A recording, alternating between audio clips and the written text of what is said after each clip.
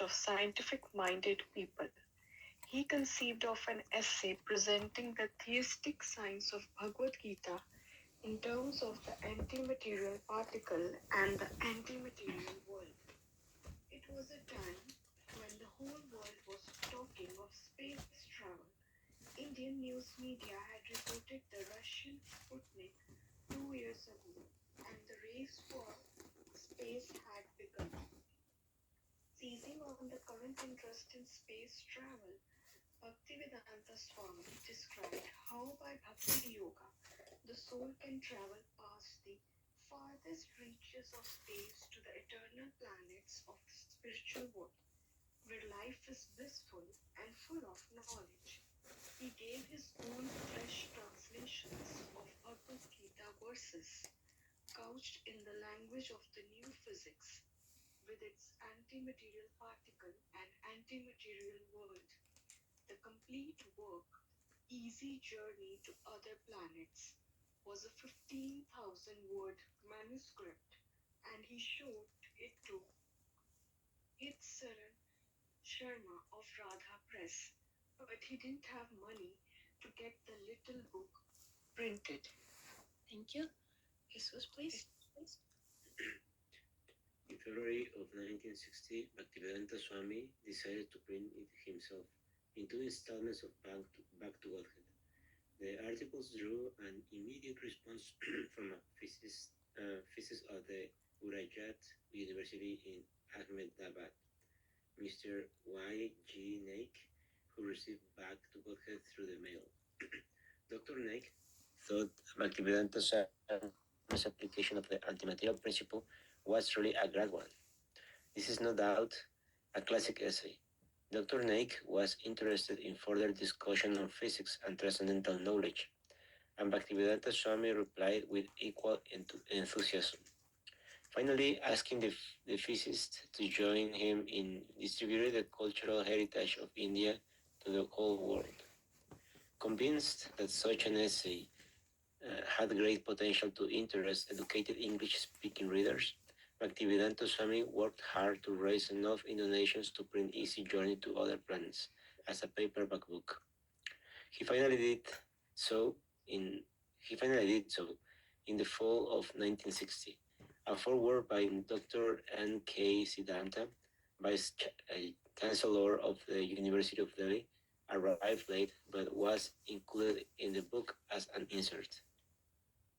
While everyone may gain from it, the student community in particular is recommended to read the book with care and practice Bhakti Yoga, which will help to strengthen the mind and build up character. I shall be glad to see this work read by students and the teachers alike. Several Indian scientists and scholars contributed reviews, noting the book's scientific, calm, spiritual vision, and the method of speeding over space not by mechanical acceleration of speed, but through psychological effort and spiritual emancipation. It was only 38 pages, but it was his first publication aside from the one-page folder newspaper, Back to Godhead. He tried to distribute the little book effectively. He gave one copy to Dr. P. Banerjee of the National Museum of New Delhi. Thank you. Dr. Banerjee speaking. He used to come to the library and consult some books, and I met him there. He gave me a book called Easy Journey to Other Planets. He gave me some copies to distribute for a rupee or half a rupee each. I felt attracted to him. I thought he was a saintly person with pure devotion and without any outward glamour. He was not out to attract people just for name and fame. He had little support from anybody. He was living alone in a small room in Chippiwada. He was devoted to his studies. So I asked him, "Sir, if you have time and you don't mind coming to my house, could you kindly come on Sundays and recite the Bhagavata in my house?" He readily agreed. He was a good scholar, he was learned in the scriptures, and he was fond of communicating his ideas to others. He was a good speaker and a good conversationalist. He was very polite. Whatever he said, he said very distinctly. He spoke in Bengali and explained the essence of the verses. Sometimes he also referred to the commentaries just to give me more information.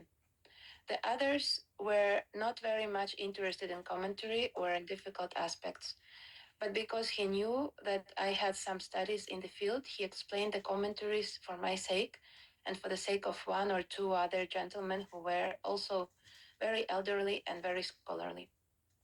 The gatherings at my home would be attended by about 20 or 30 people, and he would continue explanation for 1 or 2 hours. Then he would recite the Hare Krishna mantra, and he would also take part with the kartalas and harmonium.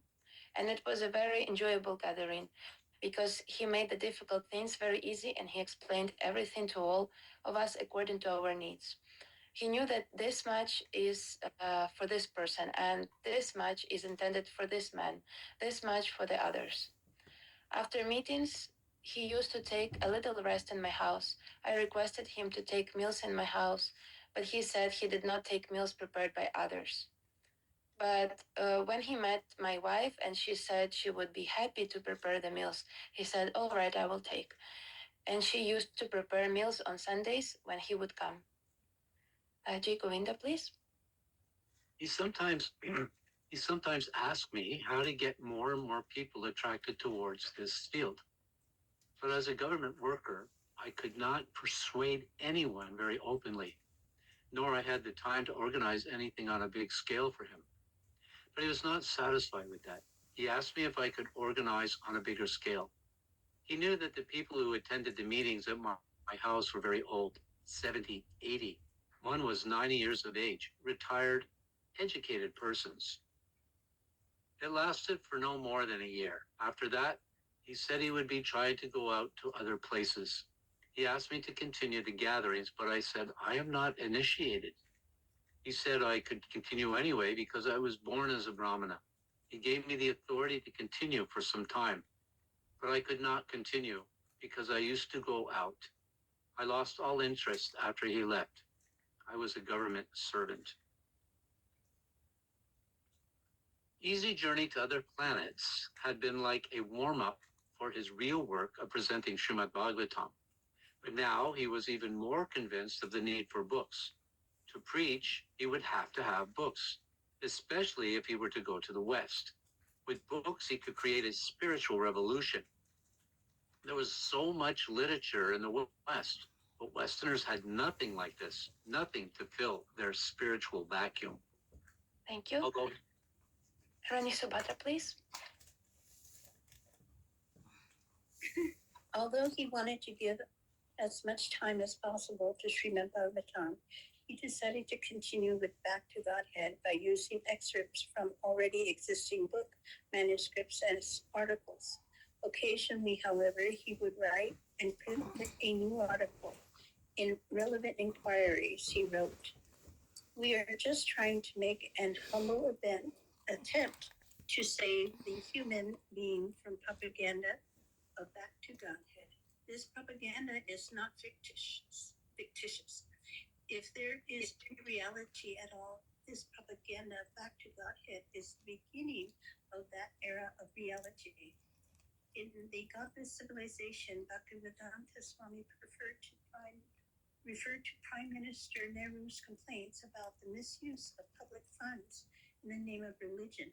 Bhaktivedanta Swami noted that although there were undoubtedly instances in which religious leaders were implicated in criminal offenses, if statistics were compared, the religious cheaters would be outnumbered by the political cheaters.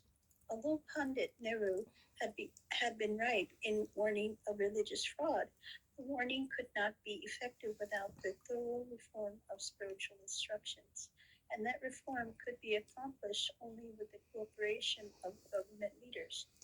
Bhaktivedanta Swami quoted from his letter in which he had asked Prime Minister Nehru to take up the study of Bhagavad Gita, but as he informed his leader, Pandit Nehru had never, because of his lack of knowledge.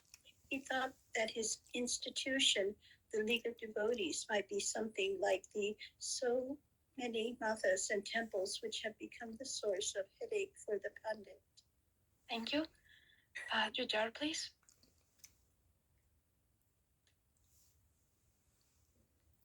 Bhakti Siddhanta Swami charged that Pandit Nehru thought that any spiritual organization is a dungeon for accumulating public funds and the misuse it for questionable purposes. He, however, approves of the so-called sadhus who do social service and talk nonsense in the spiritual science.